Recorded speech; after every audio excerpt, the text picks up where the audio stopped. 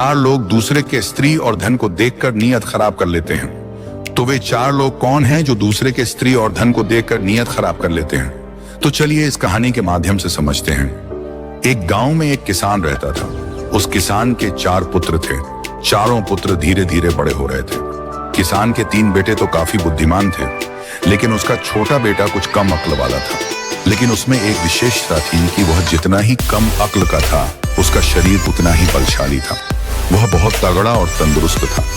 एक दिन उस किसान ने सोचा कि मेरे तीनों बेटे तो काफी बुद्धिमान हैं, वे अपना जीवन किसी न किसी तरह से काट ही लेंगे, लेकिन मेरा छोटा पुत्र कम बुद्धि वाला है, उसकी जीविका के लिए मुझे बड़ी चिंता हो रही है। फिर काफी सोच विचार के बाद वह इस नतीजे पर पहुंचा कि क्यों ना मैं अपने इस छोटे पुत्र को पहलवानी ही सिखा दूं। वैसे भी इसका शरीर देखने में पहलवानों जैसा है। अब तो उस किसान ने अपने छोटे पुत्र को पहलवानी करवाना शुरू कर दिया। उसे बहुत अच्छी अच्छी पहलवानों की खुराक मिलती थी। अब तो किसान का छोटा पुत्र बहुत जल्दी ही बड़ा ताकतवर पहलवान बन गया। धीरे धीरे समय निकलता गया। कुछ समय बाद किसान ने अपने तीनों बड़े पुत्रों का विवाह कर दिया। जब किसान के बड़े पुत्रों का विवाह हो गया तो 3 पुत्रों की जो स्त्रियां थीं, वह किसान के छोटे बेटे से दिन रात जलने लगी। वे मन में सोचने लगी कि यह छोटा वाला देवर कुछ काम धाम तो करता नहीं है, पूरे दिन पड़ा पड़ा खाता रहता है, और हमारे पति काम धंधे में लगे रहते हैं और यह बैठे बैठे मौज उड़ाता है। यह सोचकर किसान की तीनों बहुओं ने अलग होने के लिए विवाद खड़ा कर दिया। जब बहुएं अलग होने की जिद करने लगी तो किसान ने मन में सोचा कि अब मुझे अपने छोटे पुत्र का भी विवाह कर देना चाहिए। यही सोचकर उस किसान ने किसी प्रकार अपने छोटे पुत्र का विवाह भी संपन्न करा दिया। संयोग से उस पहलवान की पत्नी बहुत ही सुंदर और बुद्धिमान थी। आसपास के क्षेत्र में कोई भी स्त्री उसके समान सुंदर नहीं थी। अब छोटे पुत्र का विवाह होने के बाद किसान ने अपने चारों पुत्रों को अलग अलग कर दिया ताकि घर में किसी बात को लेकर विवाद ना हो। जब चारों बेटे अलग अलग हो गए तो किसान के 3 बड़े बेटे जो काफी बुद्धिमान थे, वे तीनों तो अच्छी तरह से कमाने खाने लगे, परंतु छोटा बेटा जो पहलवान था, उसका तो सिर्फ एक ही काम था, अच्छा अच्छा खाना और प्रतिदिन पहलवानी करना, जिस कारण बहुत जल्दी ही उसके ऊपर कंगाली आने लगी। जब घर के खर्चे पूरे नहीं हुए तो पहलवान की पत्नी उससे दिन रात लड़ने झगड़ने लगी। वह कहने लगी कि तुम कोई काम धाम तो करते नहीं हो, सिर्फ दिन भर पड़े रहते हो, तुम्हें खाने को भी अच्छा अच्छा चाहिए, इस तरह से हमारा गुजारा कैसे हो पाएगा। अब दोनों पति पत्नी में विवाद होने लगा। चूंकि पहलवान की पत्नी काफी बुद्धिमान थी, इसलिए उसने कुछ सोच विचार कर एक दिन अपने पति से कहा कि तुम इस देश के राजा के पास जाओ और राजा से कहना कि मुझे नौकरी दे दो। पहलवान कहने लगा कि यह तुम क्या कह रही हो, मैं तो कोई काम ही नहीं जानता हूँ, केवल कुश्ती लड़ सकता हूँ और भोजन कर सकता हूँ, इसके अलावा और कोई काम तो मुझे आता ही नहीं, तो राजा के यहाँ मुझे नौकरी कैसे मिलेगी, और किसी प्रकार अगर मिल भी गई तो मैं वहां क्या काम करूंगा। तब पहलवान की पत्नी कहने लगी कि वह सब तुम मुझ पर छोड़ दो, मैं जैसा कहती हूँ वैसा ही करो। तुम महाराज के पास जाओ और महाराज से कहना कि मुझे लखटकिया की नौकरी चाहिए, और यह बिल्कुल भी मत बताना कि मुझे कुछ नहीं आता। पहलवान की पत्नी पहलवान को समझा बुझाकर महाराज के पास भेज देती है। पहलवान उदास मन से राजा के दरबार की ओर चल देता है। जब वह राजा के दरबार में पहुंचा तो महाराज ने देखा कि बहुत हट्टा कट्टा बलवान पहलवानों जैसा शरीर वाला एक आदमी मेरे दरबार में आया है। महाराज ने उसे देखकर उससे पूछा कि आप किस लिए आए हैं? तो वह कहने लगा कि महाराज मुझे नौकरी चाहिए। राजा ने कहा, अच्छा ठीक है, लेकिन पहले आप हमें यह बताओ कि आप करोगे क्या, आप क्या काम कर सकते हो। तब वह पहलवान कहता है कि महाराज ऐसा काम जो आपके राज्य में कोई न कर पाए वह काम मैं करूंगा, परंतु इसके बदले में मैं आपसे 1 लाख टका का वेतन लूंगा। राजा कहने लगा, तो अच्छा लखटकिया की नौकरी करोगे? वह पहलवान कहने लगा, जी महाराज। राजा ने अपने मंत्रियों से विचार विमर्श किया और कहा, देखो तो जरा, क्या हमसे पहले कभी किसी पूर्वज राजा ने किसी लखटकिया को नौकरी पर रखा है या नहीं।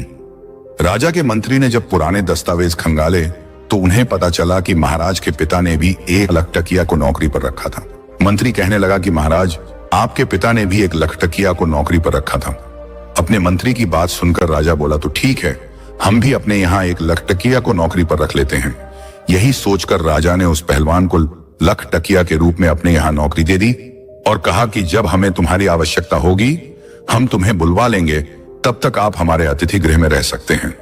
अब तो वह पहलवान बड़े ही आराम से उस राजसी महल में रहने लगा और उसी दिन से वह पहलवान 1 लाख टका वेतन पाने लगा।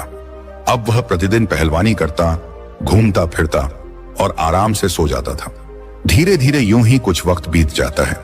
एक दिन राजा और उसके मंत्री पहलवान से कहने लगे कि तुम कई दिनों से अपने घर नहीं गए हो, इसलिए अपने घर हो आओ, और हम भी तुम्हारा घर देखना चाहते हैं, इसलिए हम भी तुम्हारे साथ चलेंगे।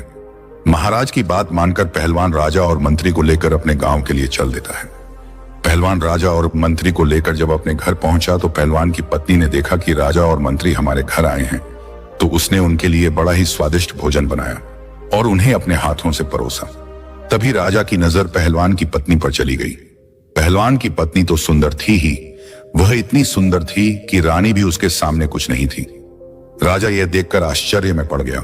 भोजन करने के बाद महाराज और मंत्री वापस चले आए। अब राजा मंत्री से कहने लगा कि मंत्री जी, इस पहलवान की पत्नी कितनी सुंदर है, इसके सामने तो हमारी रानी कुछ भी नहीं है।